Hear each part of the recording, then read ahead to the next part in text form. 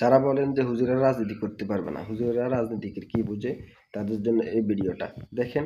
সব নেতারাই ক্ষমতা পাওয়ার পরে বড়লোক হয়ে যায়, গাড়ি করে, বাড়ি করে, জায়গা কিনে, জমিন কিনে। আর ওনার কথাটা শুনেন, উনি কি বলে শুনেন, তারপর বুঝতে পারবেন আপনারা হুজুরেরা নাকি রাজনীতি করতে পারবে না। আরে মিয়া, হুজুরা রাজনীতি করতে পারবে, আপনাদের থেকে ভালো করতে পারবে। হুজুরা দুর্নীতি করতে পারবে না আপনাদের মতো, কারো টাকা সাদা করতে পারবে না। হুজুরেরা মানুষ হক মাইরে খেতে পারবে না, এটা পারবে না বলেন? হুজুরের রাজনীতি আর আপনাদের থেকে বেশি বুঝে। এই ভিডিওটা দেখে যান, তাহলে বুঝবেন। আমি চেয়ারম্যান হওয়ার পরে আমার সম্পদের পরিমাণ মোটেও বাড়ে নাই, বরঞ্চ আমি যা দেখতেছি আমার কমছে।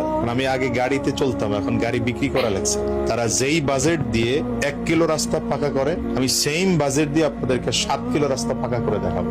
ওলামায়ে কেরাম যদি ক্ষমতায় আসে, তাহলে দেশের পরিবর্তন যে কি হবে শুধু 5টা বছর জনগণ ট্রাই করে দেখুক। বাংলাদেশের যদি 300 আসনে ওলামায়ে কেরাম এমপি হয়ে যায়, অথবা অধিকাংশ ওলামায়ে কেরাম এমপি হয়ে যায়, তো কি পরিবর্তন যে হবে।